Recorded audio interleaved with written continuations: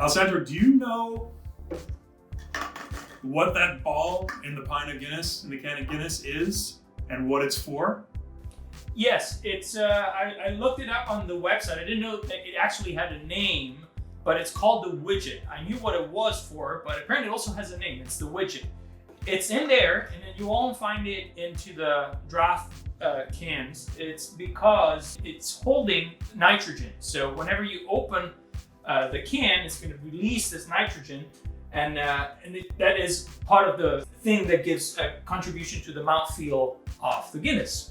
The nitrogen mixed with the CO2 or carbon dioxide. So that's the whole draft system that Guinness put in place to give this extraordinary mouthfeel to the beer. It's pretty amazing, right? Can you think of any other beer that uses that? I think, does Kilkenny have the same system, if I'm not mistaken? Is that right?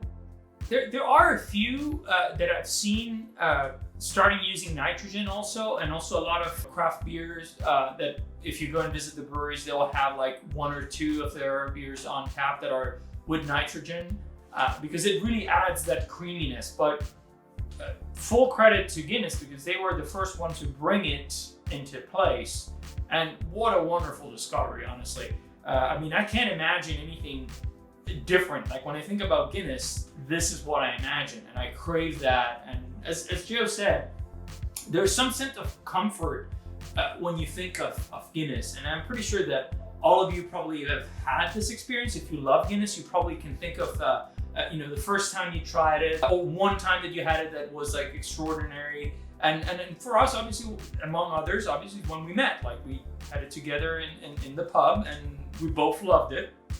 We just since then have been, repeating the experiment many, many times. We went back to the same, just to speak to the power of this beer.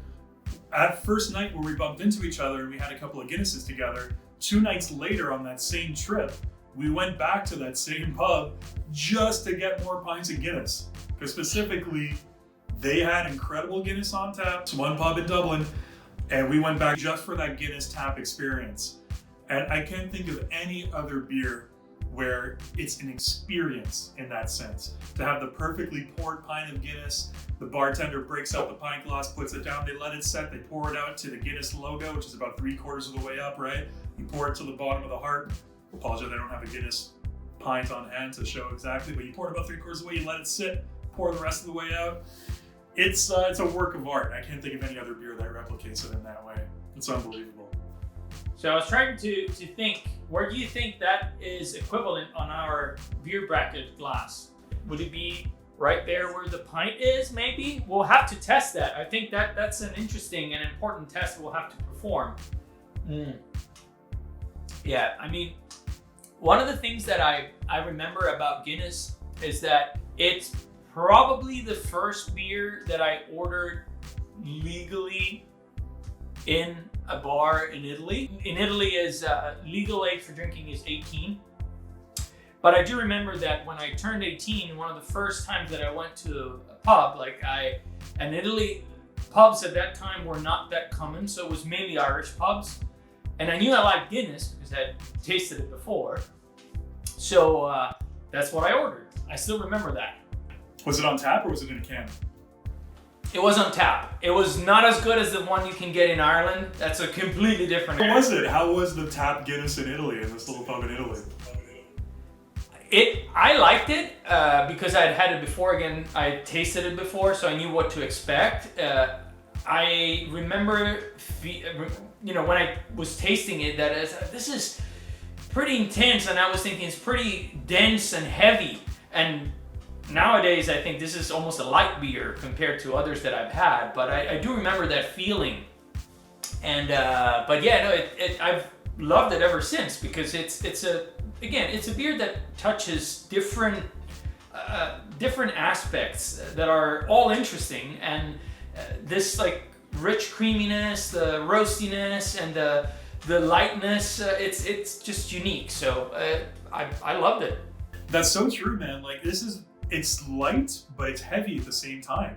It's a heavy, dark beer, you would think, right? It's like a dark red ale, if I'm not mistaken, at its base, right? I mean, basically you have that light beer element to it, but it's a heavy beer at the same time. It's so unique. There are actually, to tell you how special this beer is, there are 50, in the last article that I read, they said there was 50 Guinness inspectors who drive around the UK doing, I think, is random spot checks on different pubs, and they go in and they check everything. They check the pipes that are, connecting the keg up into the tap system. So they check all that. They check how they pour out the Guinness to make sure that the bartenders are trained on how to properly pour Guinness. And if they fail this inspection, then they can't sell Guinness for a period of time after that, whatever it is. If it's a couple of weeks, you got to have a Guinness suspension. So that's how seriously they take Guinness, which rightfully so, I think. Well, thankfully they're doing that, because honestly, as Joe said, going to Ireland and sitting in a pub is really part of the experience and getting a pint of Guinness. I mean, it tastes completely different than anything you've had before, even if it's the same beer. It's probably the atmosphere, probably the whole experience, the fact you're in Ireland sitting in a pub. But a glimpse of that you can have any day just with a nice glass of Guinness.